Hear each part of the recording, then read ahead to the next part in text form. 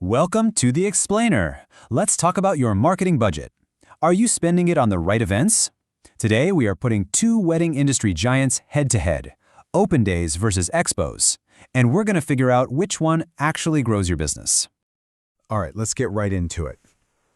This is a question that, it stumps so many venues and suppliers year after year. You've got a limited budget, you've got limited time. So making the right call here, it's not just important, it is absolutely crucial for your bottom line. So while both of these events are trying to connect you with couples, their approaches are just worlds apart. To really make a smart choice, we first need to break down what each of these events is really all about. Okay, so think of an open day like this. It's an exclusive, kind of intimate gathering.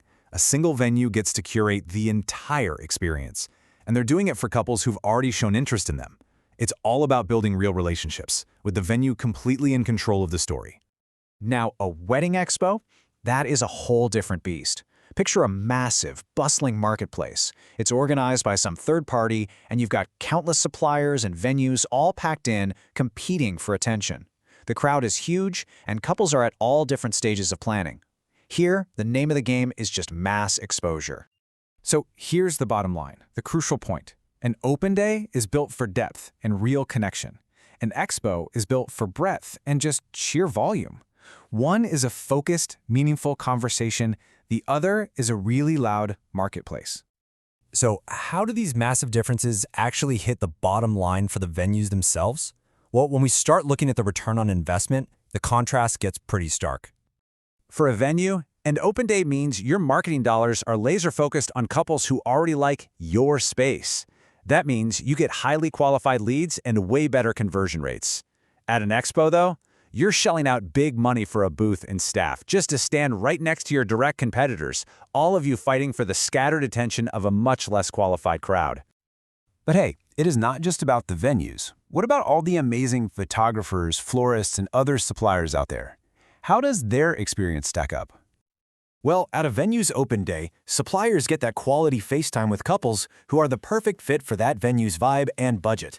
The conversations are real, but at an expo, you're often just saying your 30-second pitch over and over and over again to a huge crowd that might not even be your target market, and you're doing that after paying a pretty hefty exhibitor fee. And this quote just hits the nail on the head. It perfectly illustrates the core problem with the expo model for any business that's actually trying to get conversions. 1,000 maybes is almost never as good as a handful of really enthusiastic yeses. Okay, this table really tells the whole story, doesn't it?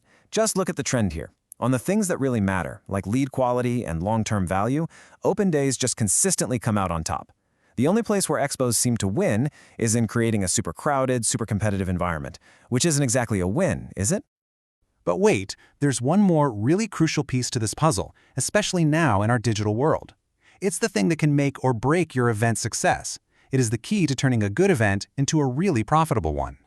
Think about it for a second. Most events, and especially those big expos, they just end. The doors close, and all that energy, all that effort just kind of evaporates. Poof, gone. But the most successful events, they've figured out a way to make that experience last. And the secret is something called digital continuity. The best way to think of it is as a bridge. It connects your physical event to your online world. It's about talking with couples before, during, and maybe most importantly, long after the event itself. It creates a continuous conversation. This strategy, which, by the way, is so much easier to pull off with a controlled open day, it lets you extend the value of your event pretty much indefinitely. You can see which couples are most engaged, you can follow up with really targeted, relevant messages, and this is the big one, you can actually measure what turns into real bookings. So, with all of this information on the table, how in the world do you make the right call for your business? Let's pull it all together and help you make that final decision.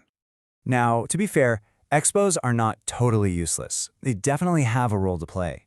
If you are a brand new supplier just trying to get your name out there, or if your main goal is just mass market, top of the funnel exposure, then yeah, the broad reach of an expo can make a lot of sense. But for most businesses out there that are focused on actual bookings and a measurable return, the choice really boils down to this simple but super powerful difference. Expos give you reach. You're casting a really wide net. But a well-run open day, that gives you relevance. It's about connecting you directly with your ideal client in a really meaningful way.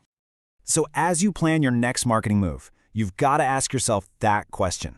Because the difference between a successful event and one that's totally forgotten, it isn't just the type of event you choose, it's the strategy behind it. So, are you building for noise or are you building for results?